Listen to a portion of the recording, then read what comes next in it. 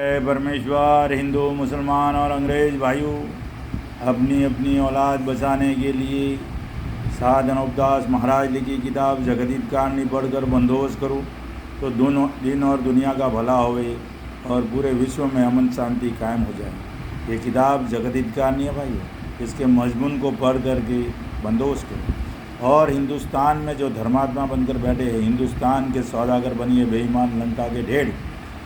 आज जो दुनिया में राक्षसी पाप चल रहा है, जिसको दुनिया कलयुग बोलती है, उसका असली नाम है कल्लू काल। और इसको चलाने वाले हिंदुस्तान के सौदागर बनिए बेईमान लंका के ढेरे। और इनकी फैक्ट्री चलती है जिसको दुनिया स्वर्ग नरक बोलती है, मुसलमान भाई जन्नत बोलते हैं और अंग्रेज़ लोग हेवन हेल्स बोलते हैं। तो भाइयों, वहाँ पे उनकी फैक्ट्री चलती है, वहाँ से पाप सप्लाई होता है, पूरे विश्व में आके लगता है।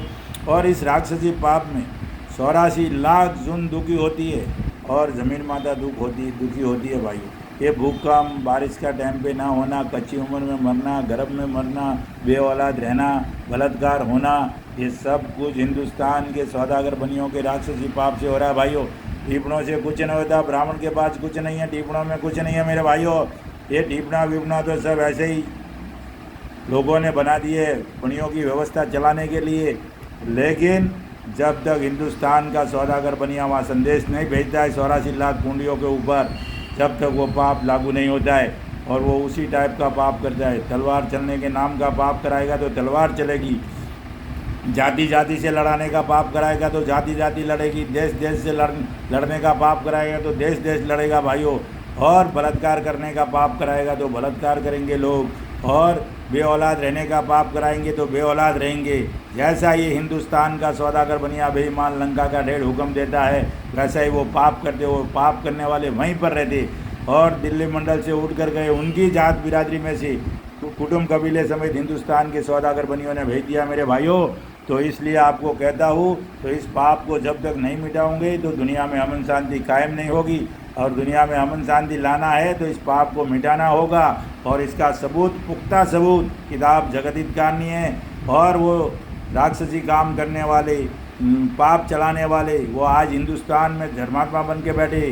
वो जादूखोरा लोग थे और आज धर्मात्मा बन गए, और हमारे हिंदुस्तान के लोग धर्मात्मा थे, उनको जादूखोरा बना दिया। तो मेरे भाइयों, इस बात को गौर से सुनो। ये आपस के झगड़े में मत पड़ो, ये जात जात में मत लड़ो, और भी देश देश नहीं लड़ो, और किसी प्रकार का हिंदू मुसलमान अंग्रेज़ वगैरह मत लड़ो भाइयों।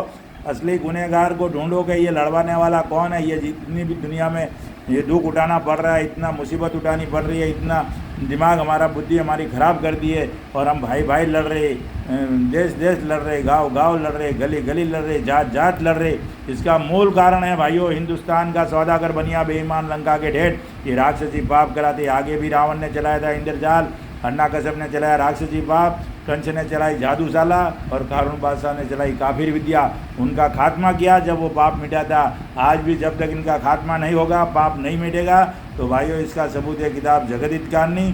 और हर महीने की 17 तारीख को सावणी आरमपुरा में निःशुल्क मिलेगी।